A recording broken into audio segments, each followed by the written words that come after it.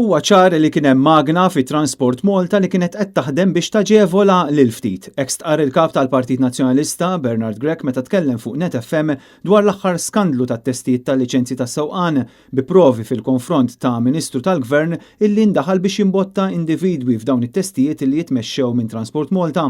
Il-kap tal-Partit Nazzjonalista staqsa min hu l-Ministru konċernat u għaliex Robert Abela għadu ma ħax passi. Hemm Ministru, hemm Ministri, hemm politiċi, hemm oħrajn, x'inhu jinkwieta Robert Abela? X'inhu jinkwitah lil Robert Abela?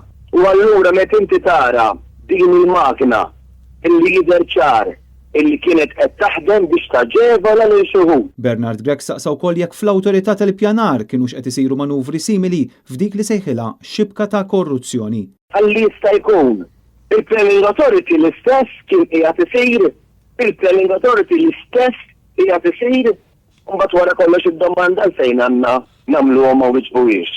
Mela nsejna li Robert Abela propju meta kien għadu l-avukat tal-Planning Authority irranġa il-permessi għal proprjetà tiegħu stess li kien għadu kif qed jixtri. Fl-istess intervista li saret mill-ġurnalist Dione Borg, Bernard Grech tkellem dwar l-effetti tal-oli tal-ħajja u l-bżonn li l-familji jkollhom kwalità ta' ħajja aħjar.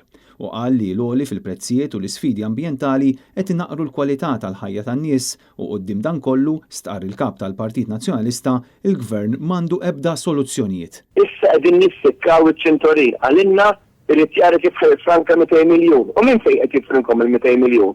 Jifranka il-kwalità tal-ħajja tiegħek, jifranka mill-upkeep tal-pajjiż. Bernard Grech semma wkoll il-manuvra tal-Gvern li jnaqqas il-baġit tal-Università ta' Malta u qal li din il-mostaturi li l-Gvern tilef ir-ruħ soċjali tiegħu.